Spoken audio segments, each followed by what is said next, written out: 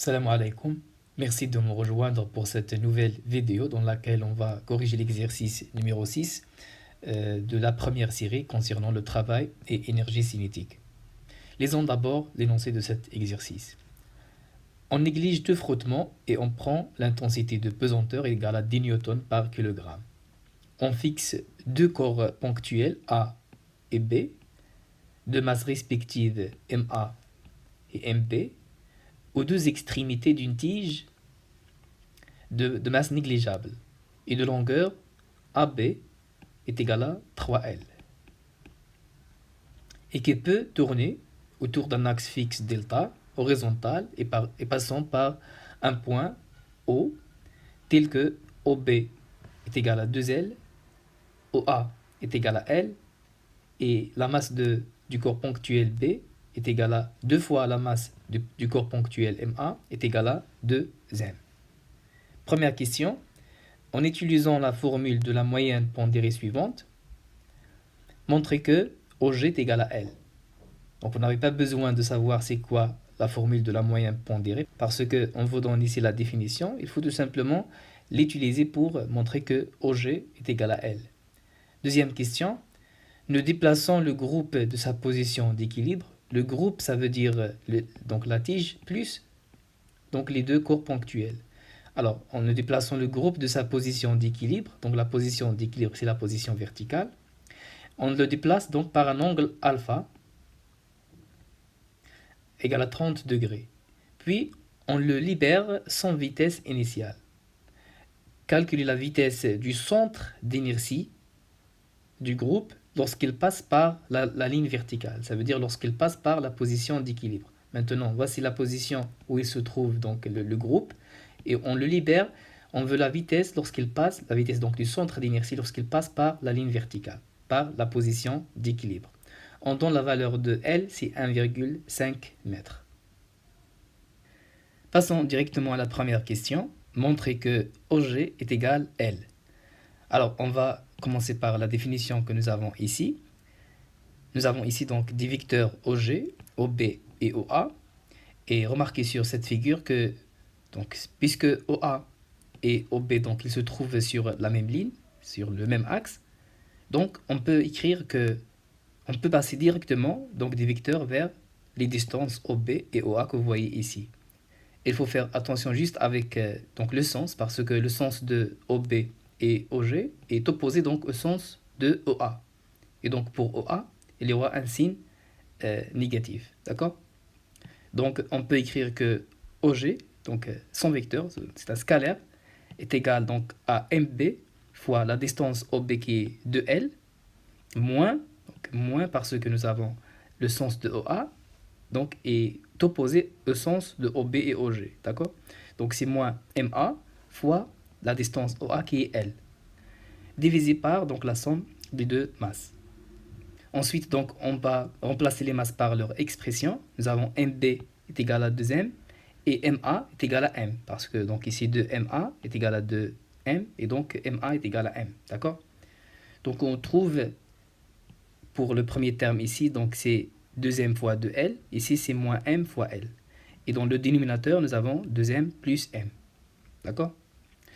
Et donc c'est 4ml moins ml divisé par 3m, ce qui donne 3ml divisé par 3m. Et donc on simplifie par 3m, il nous reste OG est égal à L.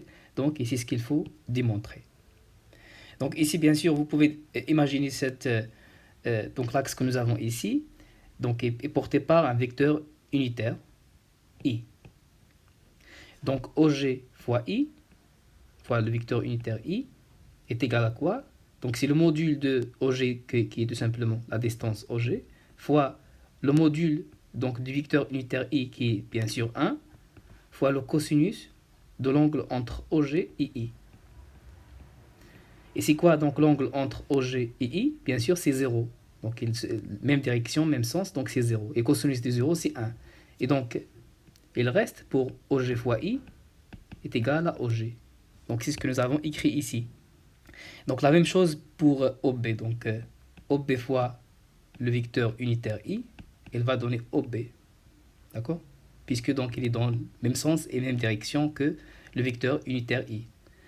Tandis que pour OA, donc OA fois I, il va donner donc moins OA. Pourquoi? Parce que l'angle entre OA et I, donc cet angle-là, c'est pi. Donc cosinus de pi, c'est moins 1. Donc voici pourquoi nous avons ici un signe moins. D'accord? Donc on trouve finalement OG est égal à L. Passons à la deuxième question. Nous déplaçons le groupe de sa position d'équilibre vertical. Donc le groupe ici, comme j'ai dit, c'est la tige plus les corps ponctuels A et B. Donc on va déplacer le groupe de sa position d'équilibre par un angle alpha est égal à 30 degrés. Ça veut dire que le groupe il se trouve maintenant ici.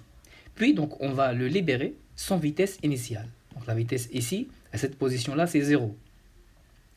On veut chercher la vitesse du centre d'inertie du système, du groupe, lorsqu'il passe par la ligne verticale.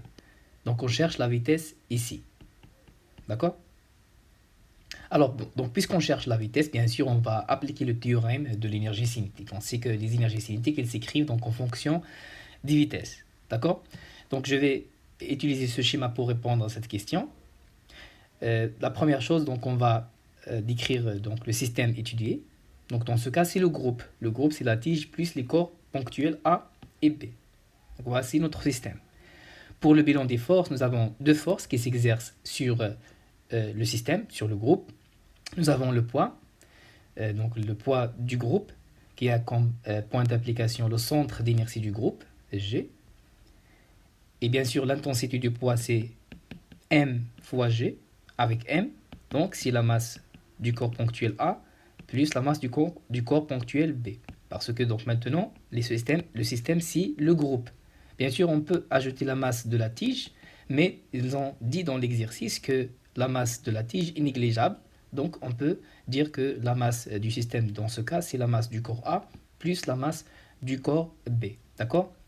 Il y a bien sûr donc le corps, disons la tige, ou disons le système ou le groupe, il tourne autour d'un axe delta. D'accord? Lorsqu'il retourne donc à la position d'équilibre, bien sûr, il tourne autour de l'axe delta, ici. Et donc, nous avons aussi la réaction de l'axe de rotation delta qu'on va noter par R. Ensuite, on va maintenant appliquer le théorème de l'énergie cinétique entre l'instant de départ, donc l'instant où le groupe il se trouve ici, et l'instant d'arrivée, ou l'instant donc du passage par la ligne verticale, par la position d'équilibre. Donc pour ECG, l'énergie cinétique de l'état final, c'est 1 demi mvg carré.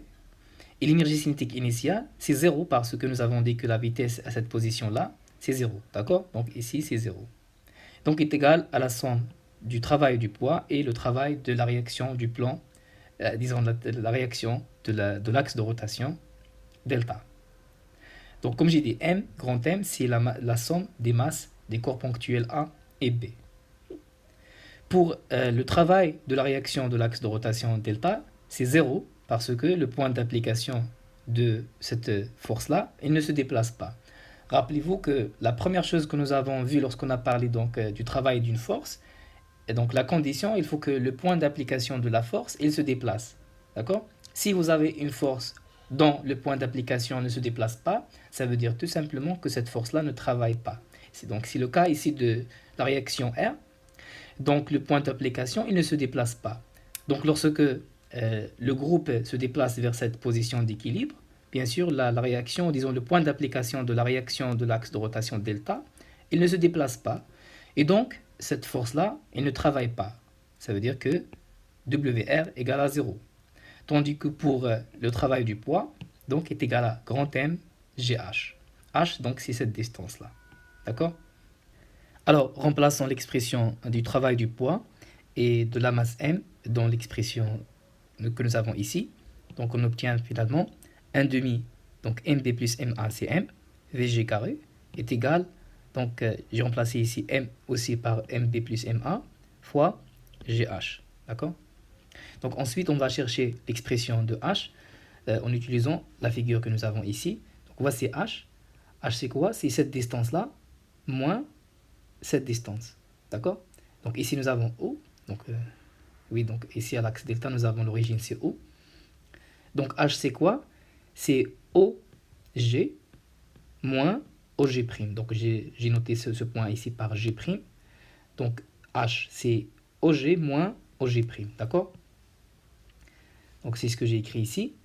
Donc OG c'est quoi? OG nous l'avons calculé dans la première question, c'est L, d'accord? Tandis que pour OG', on va utiliser ce triangle-là pour extraire son expression.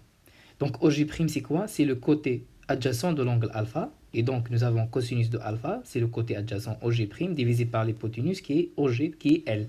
D'accord? Et donc OG' c'est L fois cosinus alpha. Remplaçons maintenant dans l'équation de H, l'expression de OG c'est L, OG' c'est L cosinus alpha. Et donc on va factoriser par L pour trouver finalement L facteur de 1 moins cosinus alpha. Donc on va remplacer l'expression de H ici. Et aussi les expressions des masses. Donc nous avons la masse MP est égale à 2M, MA est égal à petit m.